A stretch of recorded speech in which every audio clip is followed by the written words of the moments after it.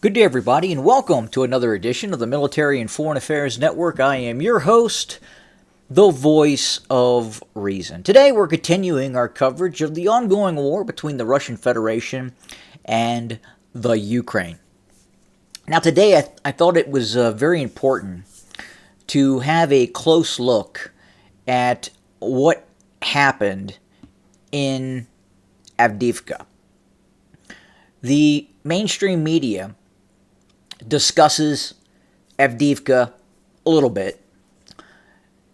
If this was a Ukrainian operation and the Ukrainians were attacking a similar size town or city that the Russians had invested tremendously in the defense of that city, the mainstream media would be reporting on that battle as being a utter defeat for the Russians. Now, the mainstream media tends to report about the battle for Avdiivka in terms of Russian losses. The mainstream media continues to report that the Russians took many more casualties than the Ukrainian defenders. Do we know what those casualties look like for both sides? We don't. We really don't. But we do know that the Ukrainians would not have left Avdiivka in defeat if they were not taking so many casualties. That was one of the key issues for the withdrawal from Avdiivka. The introduction of the GLONASS guided glide bomb. Again, instead of using large artillery shells, 122, 130, 152 millimeter, 203 millimeter, the Russians started using on a massive scale the GLONASS glide bomb. And they were able to do this well outside the air defense envelope of the Ukrainian military. Now, as you look on the map here, I've gone all the way back to the 1st of February. Now, prior to this, for months, the battle map looked essentially just like it does now. There were some minor Russian advances that had taken place, but not on the scale that you'll soon see.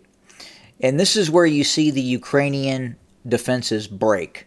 You can see what has happened over the course of weeks of using these guided bombs that caused the Ukrainians so many casualties, which finally broke the Ukrainian defensive lines. Now, we're going back to February 1st. Remember, going back all the way to even in December of last year, this looked very, very similar. So not a lot of changes on the battlefield map until Avdiivka was lost. Now, let's watch this.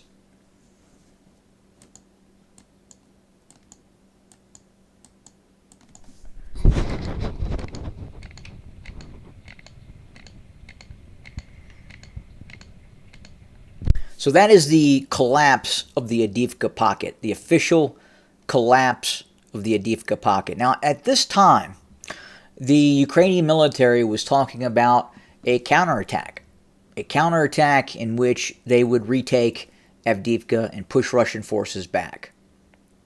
Some content providers were talking about how the Ukrainians were then going to use American-made HIMARS to then attack Russian forces that had moved into Avdiivka and then push the Russians back. It didn't happen.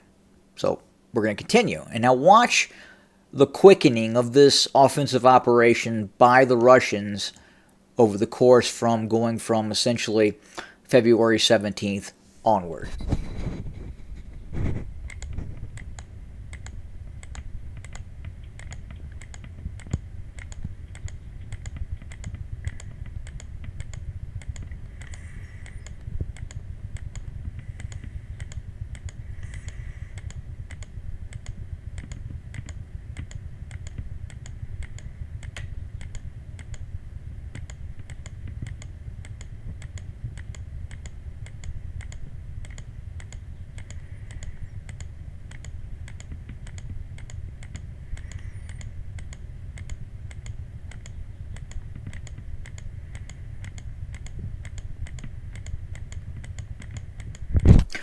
So as you can see, things really picked up after the collapse of Avdiivka. The Ukrainian defensive lines were crushed.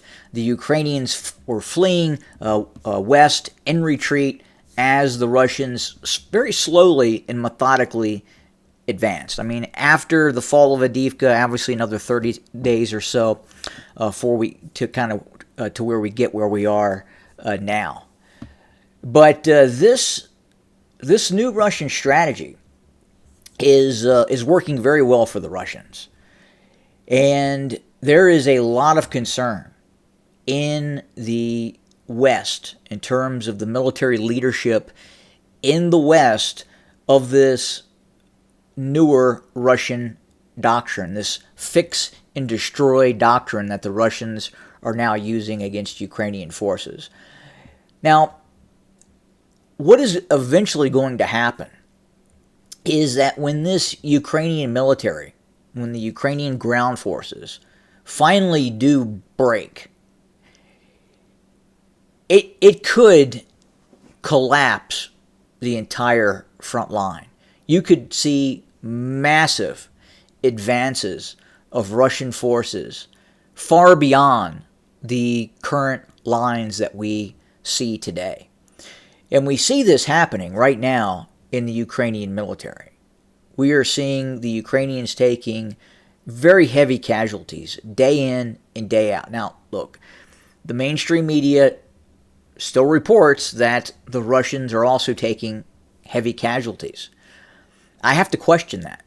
And the reason I have to question that, again, is the strategy that is being used by the Russians in terms of the use of drones, identifying Ukrainian defensive strongpoints, and then launching these GLONASS glide bombs at those targets.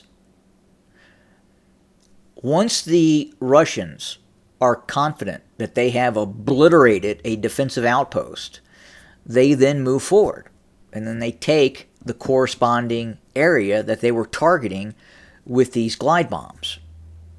Now, are the Russians still taking casualties?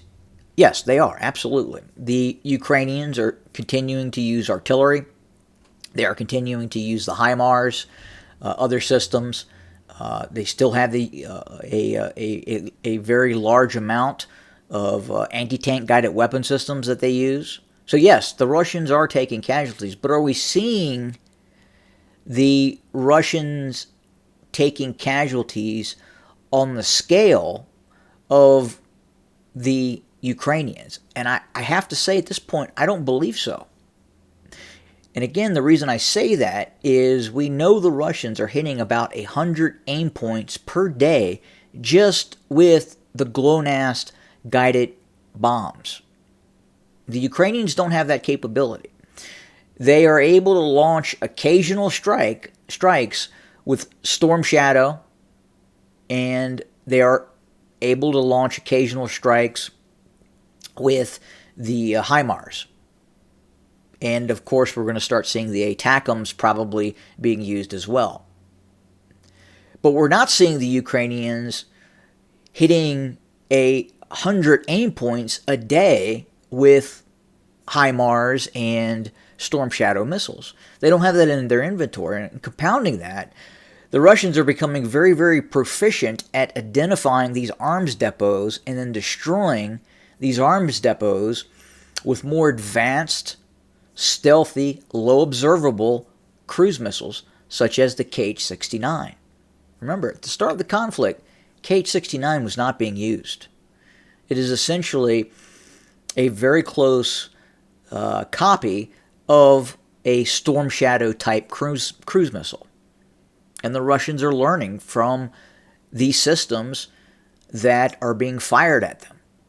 They are getting these systems. They are, in some cases, reverse engineering and copying these systems and then deploying these systems against the NATO-supported forces that they are fighting.